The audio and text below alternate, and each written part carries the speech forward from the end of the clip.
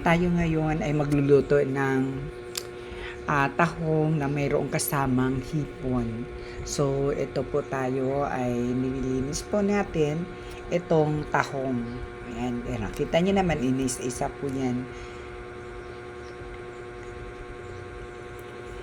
Ayan po yung tahong na yan. Kailangan tanggalin natin yung mga parang mga ugat-ugat. Yung lumalabas na tahong na parang yung parang ugat na, 'di ba, minsan makapit sila doon sa isang kawayan, 'di ba? Parang may ganung paraan, yun tinatanggal natin bago natin lutuin.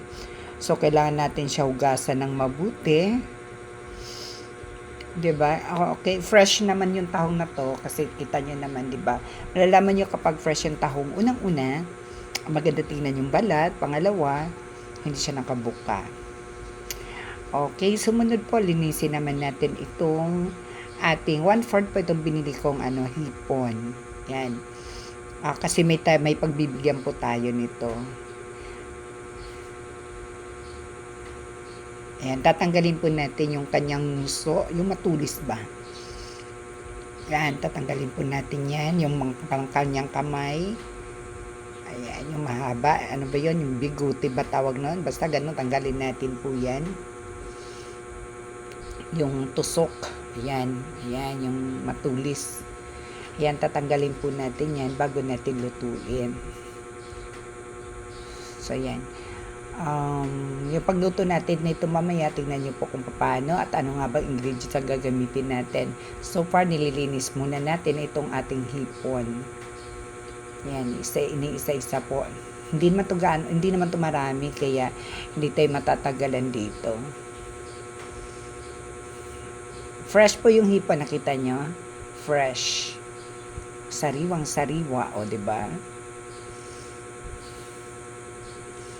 So, yan. Yan, tanggal-tanggal lang po tayo. Kasi parang di rin sagabal sa pagkain, no? Sagabal kayo sa pagkain yan. Yung may mga sabit-sabit na yan. Yung ulo, natural din natin tanggalin kasi nga, diba, nandyan yung taba niya, nandyan, natin, sinisip-sip natin po yan pag kinakain. Ayan. O, diba? O, tapos na po. Ngayon ay hugasan naman natin ulit. Yan. Hugasan natin, running water lang po tayo.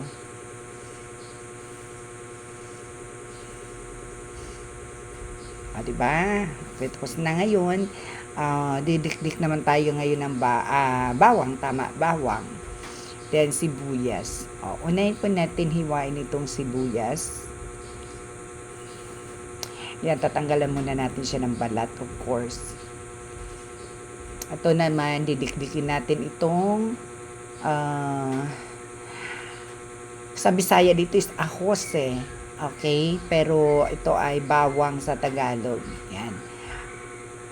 Ayan, didikdikin po natin yan. Tapos tatanggalin po natin yung balat. Of course, balat. Tapos hihiwain po natin na maliliit.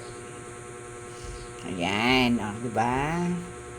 Kasi wala tayo yung panghiwa na yung yung parang na parang iniikot lang tapos nahihiwa. Ngayon, mag-manual kutsilyo tayo paghiwa ng bawang. Ayan, liliit din yan. Din yan. Ayan. Ngayon, itong sibuyas naman natin ang isusunod. So, ganyan-ganyan lang po yung paghiwa niyan. So, ayan. Panglahok po natin sa ating hipon at tahong na lulutuin. Tingnan nyo po kung anong klaseng luto ang gagawin natin mamaya. O, diba? Mamaya ko na sasabihin kasi mamaya iiwan nyo naman ako. O, diba? Alam nyo na kung anong klase. Bibitinin ko kayo. So, ayan.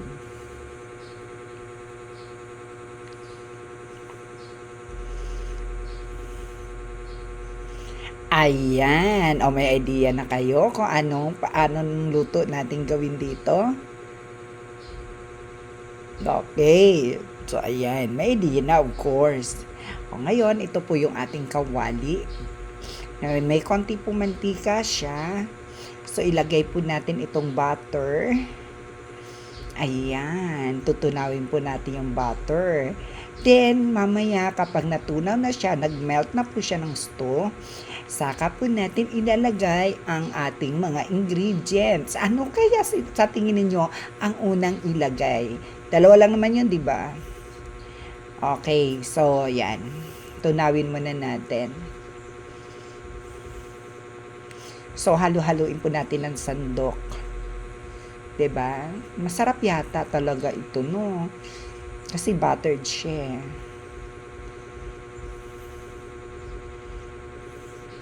Kasi ang pagluto ko kasi ng ano, bihira ako nagaganito. Iba kasi ang niluluto ko. Okay, so ito buttered shrimp with tahong. Okay, yan. Inuna po natin ang sibuyas. Okay, bakit po kaya inuna ang sibuyas? Kasi nga po, maano siya,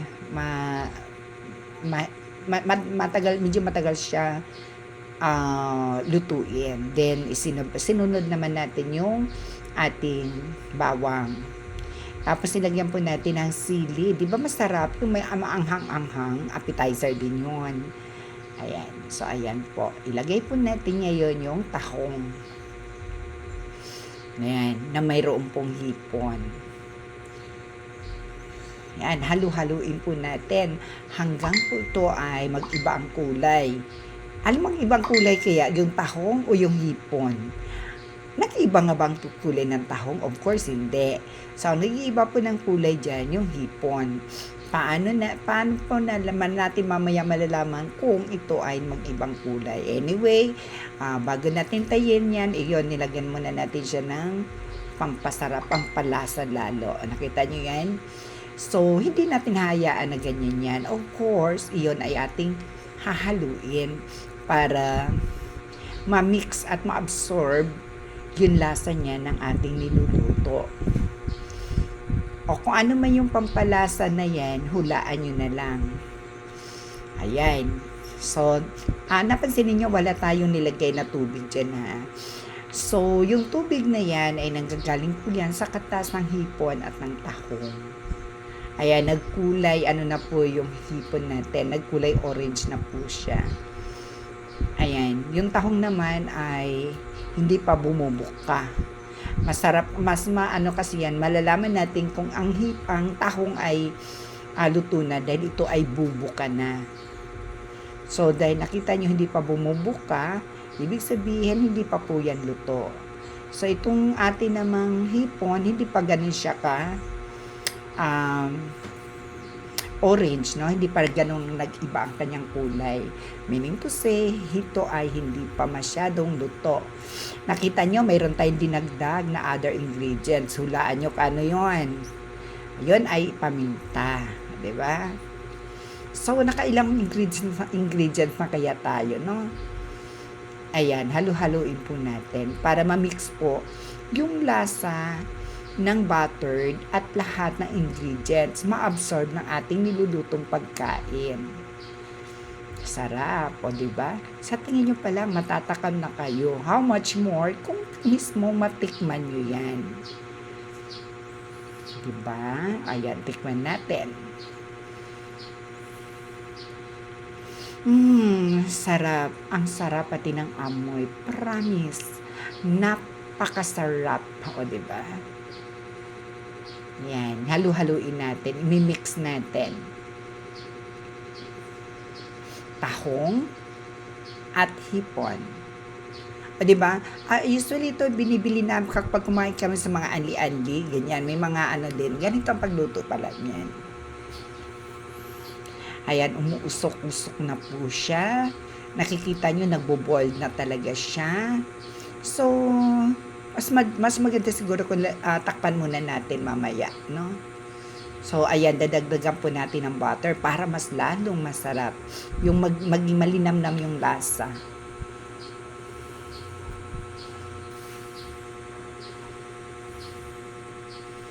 Ayan, sarap. O, diba?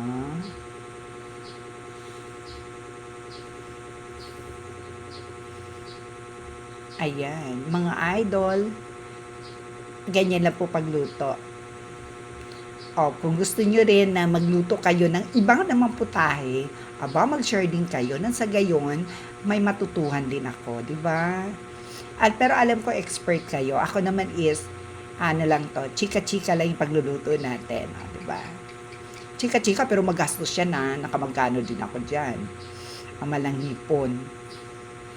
Ayan, nakita nyo, bumubuka na ang tahong. Ayan, ibig sabihin, maluluto na po siya.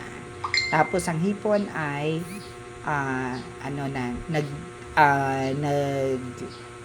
kulay orange na po siya.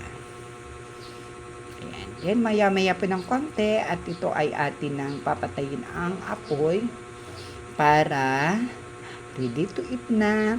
Akala nyo kakain talaga, no? No. Ready to, ready to, ayan. Ito ay hindi natin kakainin dito at hindi ko rin po ito uulamin.